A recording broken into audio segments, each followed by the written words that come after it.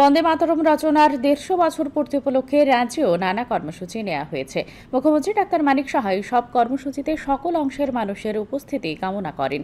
এক ভিডিও বার্তায় রাজ্যের মানুষকে এইসব অনুষ্ঠানে অংশগ্রহণ করার ছবি আপলোড করার জন্য আহ্বান জানান। আগামী ১ বছরব্যাপী বিভিন্ন কর্মসূচিতে সাধারণ মানুষের ব্যাপক অংশগ্রহণ কামনা করেন তিনি। চন্দ্র চট্টোপাধ্যায় রচিত বন্দে মাতরম গান লক্ষ লক্ষ দেশবাসীকে ভারত মাতার সেবায় উদ্বুদ্ধ করেছিল। ২০২৫ সালের ৭ই নভেম্বর তার সৃষ্টির ১৫০ বছর পূর্ণ হবে। এই উপলক্ষে দেশের মাননীয় প্রধানমন্ত্রী শ্রী নরেন্দ্র মোদীজির আহ্বানে ৭ই নভেম্বর ২০২৫ থেকে ৭ই নভেম্বর ২০২৬ পর্যন্ত সারা দেশ জুড়ে বর্ষব্যাপী বিভিন্ন কর্মসূচি গ্রহণ করা হয়েছে। সারা দেশের সাথে আমাদের রাজ্যেও ৭ই নভেম্বর ২০২৫ রাজ্য সদরে কেন্দ্রীয় অনুষ্ঠান উদযাপনের মধ্য দিয়ে এর সূচনা হবে।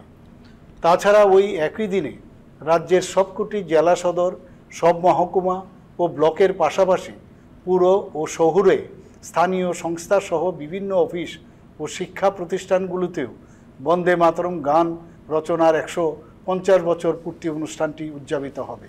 বন্দে মাতরম শুধু একটি গান হিসাবে নয়, বরং ভারতের জাতীয় চেতনা, আত্মমর্যাদার প্রতীক হিসাবে আমাদের দেশের যশস্বী প্রধানমন্ত্রী শ্রী নরেন্দ্র মোদীজির বিকশিত ভারত গড়ে তোলার যাত্রার প্রেরণা সঞ্চার করবে।